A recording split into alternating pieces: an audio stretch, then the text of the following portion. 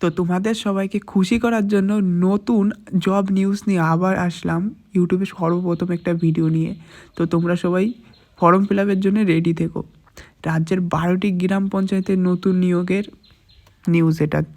পশ্চিমবঙ্গের কোচবিহার জেলার 12টি গ্রাম পঞ্চায়েতে নিয়োগ করা হবে জানিয়ে একটি বিজ্ঞপ্তি প্রকাশ করা হয়েছে। এখানে মোট 12টি পদে নিয়োগ করা হবে। পদগুলিতে নিয়োগের ধরন হবে চুক্তিভিত্তিক।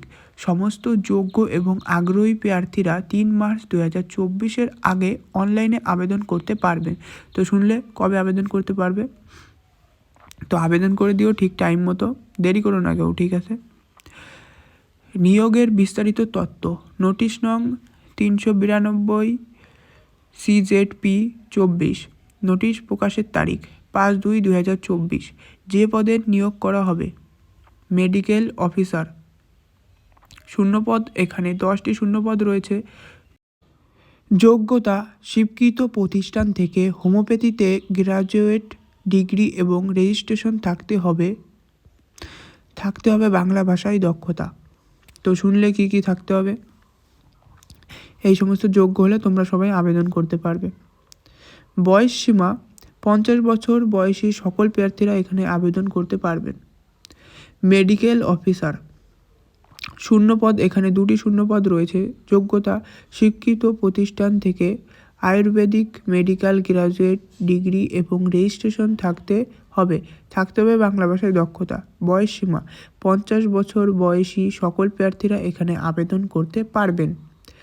12টি গ্রাম পঞ্চায়েতের নাম তো দেখে নিও কী কী গ্রাম, কোন কোন গ্রাম পঞ্চায়েতের নাম রয়েছে এখানে।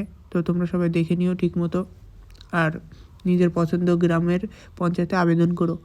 নিয়োগ পদ্ধতি এখানে শিক্ষাগত যোগ্যতা, অভিজ্ঞতা এবং ইন্টারভিউয়ের মাধ্যমে নিয়োগ করা হবে। আবেদন পদ্ধতি এখানে অফলাইনে আবেদন করতে হবে।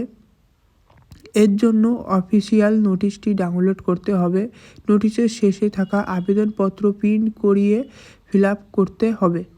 সাথে সমস্ত প্রয়োজনীয় নথি যেমন পরিচয়পত্র, বয়সের প্রমাণপত্র, শিক্ষাগত যোগ্যতা, কাস্ট সার্টিফিকেটের জেরক্স এবং নিজের 2 কপি রঙিন পাসপোর্ট সাইজের ছবি একটি খামে ভরে নির্দিষ্ট ঠিকানায় পাঠিয়ে দিতে হবে।